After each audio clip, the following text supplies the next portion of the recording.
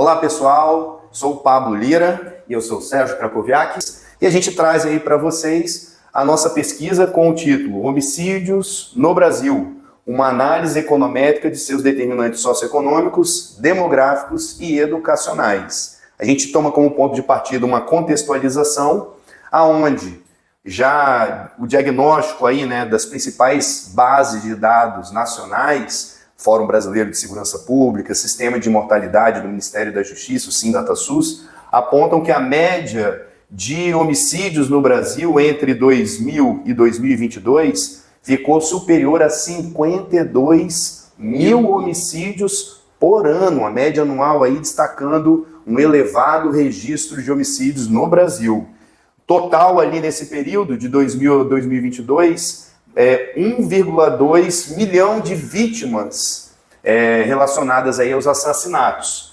E os dados mais recentes aí de 2020 apontam que o Brasil registrou o maior número de homicídios no mundo, mais de 4 mil casos, 3 vezes superior, a nossa taxa hoje é 3 vezes superior à taxa de homicídios dos Estados Unidos e 10 vezes superior à taxa de homicídios do Canadá, países desenvolvidos, potências mundiais. O grande desafio do Brasil, que ele precisa superar, um dos grandes desafios, é esse problema da violência, da criminalidade, para a gente sonhar em ter um país melhor desenvolvido, oferecendo condições de segurança para a população, não é mesmo, Sérgio? Exatamente. Nosso estudo tem relevância porque as evidências sobre os determinantes da taxa de homicídios no Brasil são muito escassas, tem poucos estudos, Então é necessário fazer mais estudos para compreender isso melhor. Então os problemas de pesquisa que nós trouxemos foram esses 3. Quais são os fatores destacados na literatura criminológica como sendo os determinantes da taxa de homicídios,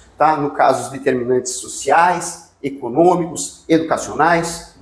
Quais são os fatores significativos, estatisticamente significativos no contexto brasileiro e qual que é a magnitude das suas elasticidades no nível nacional. E quando a gente diz elasticidade, a gente está falando disso aqui, Qual é a variação percentual da taxa de homicídio para cada 1% de aumento no determinante. E aqui a taxa de homicídios é a nossa variável de interesse, Exatamente. E as outras variáveis independentes de controle. Isso, os determinantes. A gente fundamentou o nosso modelo empírico com base em 3 teorias da criminologia.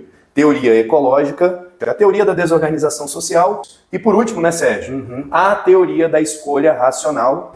Essas 3 teorias possibilitaram a gente desenvolver o nosso modelo empírico, Sérgio? Isso. Nós retiramos os determinantes que a gente testa empiricamente com econometria dessas teorias. E daí o nosso modelo ficou assim, então. Nós temos a variável de interesse, ou variável de resposta, que é a taxa de homicídios por 100 mil habitantes, que são dados do SINDATA-SUS, e depois temos 11 variáveis que são os determinantes da taxa de homicídios, ou pelo menos que nós estamos testando para ver que determinantes no Brasil são estatisticamente significativos. Então esse é o nosso modelo, gente, é um modelo de dados em painel, com efeitos aleatórios. Um modelo de dados em painel é esse tipo aqui, que você tem as unidades, que no caso são os estados, e você tem observações para vários anos de cada estado, tanto da variável de resposta quanto dos determinantes, ok? Nesse tipo de modelo, é muito importante a gente tomar cuidado com as tais das variáveis não observáveis, que não estão contidas no modelo, porque elas podem ser determinantes também da taxa de homicídios e elas poderiam disfarçar o efeito, confundir o efeito de cada variável sobre o determinante. Então é preciso, de alguma forma, controlá-las. Tem 2 formas de controlá-las. Uma é com um modelo de dados em painel de efeitos fixos e outro de efeitos aleatórios.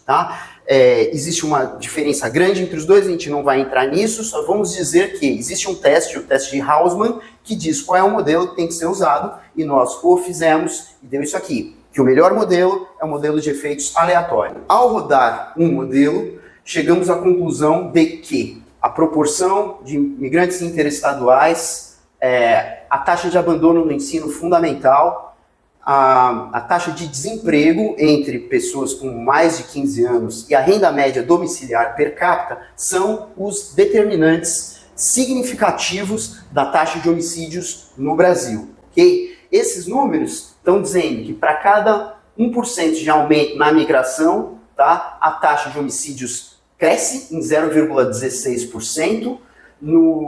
Na taxa de abandono de ensino fundamental, tá, para cada 1% de aumento, aumenta homicídios em 0,14%. Aqui na taxa de desemprego, quanto maior o desemprego em 1%, maior serão os homicídios. E a renda média domiciliar per capita diz que quando a renda aumenta em 1%, os homicídios aumentam em 0,35%. O que parece ser um paradoxo, porque a renda aumenta, então as condições econômicas estão melhorando, os homicídios deveriam cair, não é mesmo? Porém, quando a renda aumenta, a rentabilidade do crime aumenta. O desemprego aumenta, né? Os homicídios aumentam também. Quer dizer que quando o emprego aumentar, os homicídios caem. Os homicídios caem. Por outro lado, o aumento do emprego aumenta a renda e faz os homicídios subirem. Sim. E os dois números são quase iguais. Ou seja, uma das conclusões importantes aqui é que estratégia de redução de crimes violentos baseada apenas em emprego e renda não basta. Sim. A gente tem que focar também em cuidar da educação, né, da migração e dos gastos com segurança. Principalmente, temos que tentar reduzir a taxa de abandono no ensino fundamental. No ensino médio não é significativo.